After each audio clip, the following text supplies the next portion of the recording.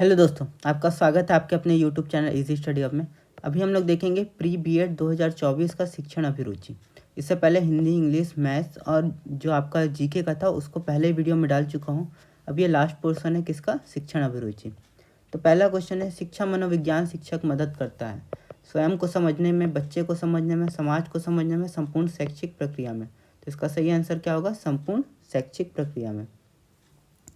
दूसरा क्वेश्चन है, रचनात्मक आकलन का मुख्य उद्देश्य क्या है।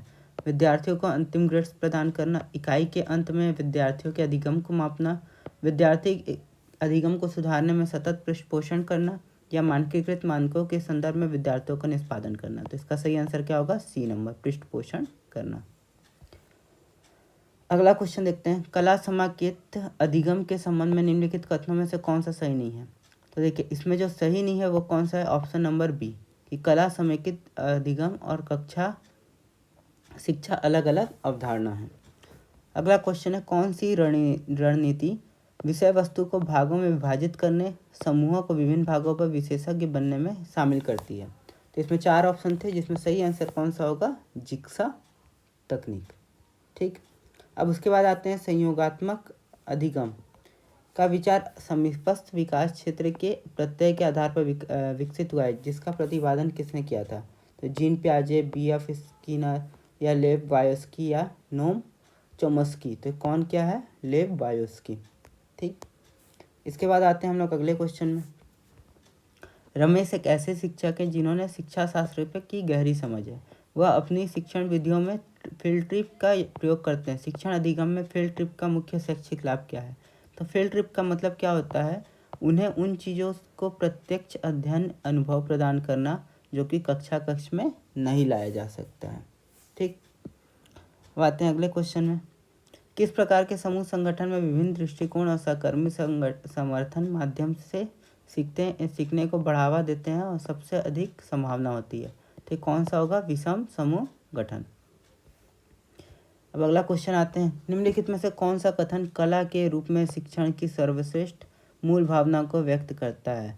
तो इसमें देखिए, जो 4 ऑप्शन थे तो उसमें सबसे सही आंसर कौन सा है, सीखने की प्रक्रिया में सौंदर्य को शामिल करते हुए शिक्षण कौशलों को सुगहनता और रचनात्मकता के साथ किया जाता है। अगला क्वेश्चन था, निम्नलिखित में से कौन सी रणनीति समावेशी वातावरण को बढ़ावा देने के लिए सबसे प्रभावी है। ठीक है, अब इसमें सबसे सही आंसर क्या होगा, विद्यार्थियों के बीच सहयोग और सहकर्मी समर्थन को प्रोत्साहित करना, यानी ऑप्शन नंबर बी। अगला क्वेश्चन है, निम्नलिखित में से कौन सी जिम्मेदारी आमतौर पर शिक्षक की शिक्षक परामर्शदाता के रूप में संबंधित नहीं है। अब यहाँ बोल दिया नहीं है, तो पहला देखिए क्या, विद्यार्थियों को भावनात्मक सहयोग प्रदान करना, ये तो उनकी जिम्मेदारी है। शैक्षिक मार्गदर्शन प्रदान करना, ये भी है। मनोचिकित्सा सत्रों का आयोजन करना, ये उसकी जिम्मेदारी नहीं है। उसके अलावा विद्यार्थियों को लक्ष्य निर्धारित करने में, कैरियर योजना बनाने में सहायता करना, ये है। तो ऑप्शन क्या हो जाएगा आपका, सी नंबर। अगला क्या है, निम्नलिखित में से कौन सी आंतरिक अभिप्रेरित बच्चों की विशेषता नहीं है। ठीक है, उन्हें अपने कार्यों में संलग्न रहने मजा आनंद आता है, ये सही है। वे अपनी गतिविधियों के दौरान उच्च स्तर का उत्साह और एवं दर्जा प्रदर्शित करते हैं, सही है। वे हमेशा सफल होते हैं, ये आपका गलत है, क्योंकि वो असफल भी हो सकते हैं। वे चुनौतीपूर्ण कार्यों को पसंद करते हैं, ये सही है। अगला क्वेश्चन है, निम्नलिखित में से कौन सा कथन मानचित्रण के शिक्षण के अधिगम और आकलन में प्रयोग में सत्य है। अब देखिए, यहाँ मानचित्रण वाला बात किया है, तो इसका सही क्या है, संकल्पना मानचित्रण, जो कि शिक्षण अधिगम की एक युक्ति है जिसका आकलन के उपकरण के रूप में प्रयोग किया जा सकता है। अगला क्वेश्चन क्या, निम्नलिखित में से कौन सी शिक्षण अधिगम स्फैक्ट फोल्डिंग की अवधारणा का सबसे सर्वश्रेष्ठ उदाहरण है। ठीक है, तो इसका जो सबसे सही आंसर होगा वो क्या हो रहा है, विद्यार्थियों को एक नई अवधारणा या कौशल में महारत हासिल करने के लिए अस्थायी सहायता और मार्गदर्शन प्रदान करना। इसके बाद अगला क्वेश्चन है, श्रवण बाधित बच्चों के लिए कॉकलियर का प्रत्यारोपण प्रभावी है, सही है।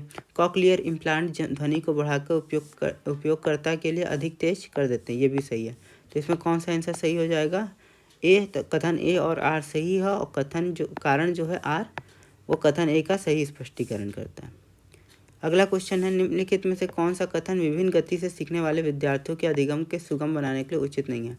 तो इसका सही क्या होगा, एक ही समय बहुत सारी अवधारणाओं को प्रस्तुत करना, ऑप्शन नंबर ए। उसके बाद अगला क्वेश्चन था कि निम्नलिखित एक शिक्षक की विशेषताओं उनके सामने दिए गए विवरणों के साथ मिलान कीजिए। अब यहाँ चार्ट हो आपको दिया गया है, ठीक है। अब इसमें आपको क्या करना है, मिलान करना है कि इसमें कौन सा सही है। तो देखिए इसमें जो सही आंसर है वो कौन सा आपका बी नंबर। अब इसको मिलाते हैं कैसे। समानुभूति का क्या होगा, विद्यार्थियों की भावनाओं अनुभवों के साथ जुड़ने में और समझने की क्षमता है, ठीक है।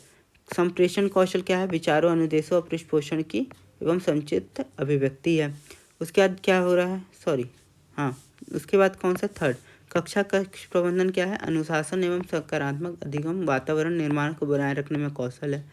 और विभेदीकृत अनुदेशन क्या है, विविध अधिगम शैलियों के अनुरूप शिक्षण विधियों के अनुकूल की क्षमता है, ठीक है। तो ऑप्शन नंबर आपका हो जाएगा बी। अगला क्वेश्चन देखते हैं। फिर यहाँ था विधि वाला, हिस्टोरी खोज विधि, समाधान विधि, आगमन निगमन विधि और विश्लेषण विधि। तो इसमें का आंसर क्या होगा आपका। तो देखिए यहाँ हम लोग का जो सबसे सही आंसर है वो कौन सा आपका बी नंबर, ठीक है। 67 का आपका क्या नंबर है, आपका बी नंबर। तो इसमें देखते हैं कैसे है। हिस्टोरी खोज विधि क्या होता है, शिक्षार्थियों को अनुभव के माध्यम से सक्रिय रूप से समस्या समाधान खोजने के लिए प्रोत्साहित करना, ठीक है। दूसरा क्या है, समस्या समाधान विधि क्या है, समस्याओं को हल करने व निष्कर्ष तक पहुंचने के लिए संरचित चरणों का प्रयोग करना। थर्ड का क्या है, आगमन और निगमन विधि, विशिष्ट उदाहरण से सामान्यीकरण की ओर और इसके विपरीत जाना। और विश्लेषण क्या है, जटिल अवधारणाओं को बेहतर समझने के लिए छोटी छोटी इकाइयों में विभाजित करना, ठीक। तो ऑप्शन नंबर आपका बी सही है। उसके बाद यहाँ फिर आया है आपका कोलब के सीखने के चरण को उसके सही विवरण से मिलाइए, ठीक है। अब यहाँ कोलब जो है उन्होंने दिया है। तब देखिए हमारे पास 3-4 यहाँ ऑप्शन दिए हैं, तो यहाँ भी हम लोग मिलाते हैं। पहला क्या है, मननशील अवलोकन, विभिन्न दृष्टिकोण का अनुभवों पर मनन करना। तो ये आपका क्या हो जाएगा, सेकेंड का हो जा रहा है डी। तो सेकेंड का डी हम लोग कहाँ कहाँ देख रहे हैं, देखिए सेकेंड का डी हम लोग कहाँ कहाँ देख रहे हैं, यहाँ और यहाँ नहीं देख रहे हैं। तो बाकी ये दोनों में देख रहे हैं, जिसको देख रहे थे उसी को काट दिया था। तो फर्स्ट का अपने आप ही क्या हो जा रहा है, ए हो जा रहा है, व्यवहारिक अनुभव में संलग्न रहना, ठीक है। A D. अब थर्ड का देखते हैं, अमूर्त अवधारणा। तो अमूर्त अवधारणा पर पहुंचना, व्यावहारिक परिकल्पना प्रदर्शित करना। ये कौन सा होगा आपका, थर्ड का सी। तो थर्ड का सी कहाँ है, यहाँ है। तो फोर्थ का क्या हो जाएगा आपका बी। तो आपका सही आंसर कौन सा हो जाएगा, सी नंबर। उसके बाद अगले क्वेश्चन में आते हैं। फ्लेमिंग के 4 के वार्ग अधिगम मॉडल के अनुसार 4 प्रकार की अधिगम शैलियाँ हैं, ठीक है। तो इसमें 4 प्रकार की कौन सी है, दृश्य, श्रवण, पढ़ने लिखने की प्राथमिकता और गतिज। तो ऑप्शन नंबर आपका क्या होगा, बी। अब उसके बाद है मॉस्को, ठीक है। निम्नलिखित मानव आवश्यकताओं की श्रृंखला को सामान्य रूप से पूरा करने का क्रम व्यवस्थित करें और सबसे मूल से उच्च स्तर पर जाएं, मस्लो के हिसाब से, ठीक है। अब यहाँ मस्लो का बात आ गया है। तो देखिए यहाँ पर सबसे पहले क्या होगा, जीवन के अस्तित्व हेतु मूलभूत आवश्यकताओं को पूरा करना, मतलब चौथा नंबर सबसे पहले होगा। उसके बाद हम लोग देखते हैं सेकंड में क्या होगा। उसके लिए हम लोग को क्या होना चाहिए, एक स्थिर नौकरी और सुरक्षित महसूस करना होगा। तो आपका ये अलग गलत हो जाएगा, तो आपका सही कौन सा हो जाएगा, ए नंबर। शुरुआत से ही मिल जा रहा है। अगला है यूनेस्को की रिपोर्ट 1996 के अनुसार प्रस्तावित सीखने के 4 स्तंभ क्या हैं। तो सीखने के 4 स्तंभ क्या है, 4C, मतलब कि communication, critical thinking, creativity and collaboration. निम्नलिखित में से कौन सा कथन शिक्षकों के मननशील अभ्यासों का महत्व का वर्णन करता है, ठीक है। अब मननशील अभ्यास के बारे में बोल दिया है, तो इसका सही आंसर क्या होगा, डी नंबर। मननशील अभ्यास एक शिक्षक को सीखने सिखाने से संबंधित सूचना से युक्त चुनाव एवं निर्णय लेने में सहायता करता है, ठीक। उसके बाद है निम्नलिखित में से कौन सी उपलब्धि परीक्षण की विशेषता नहीं है। तो क्या विशेषता नहीं है इसमें, अस्पष्टता।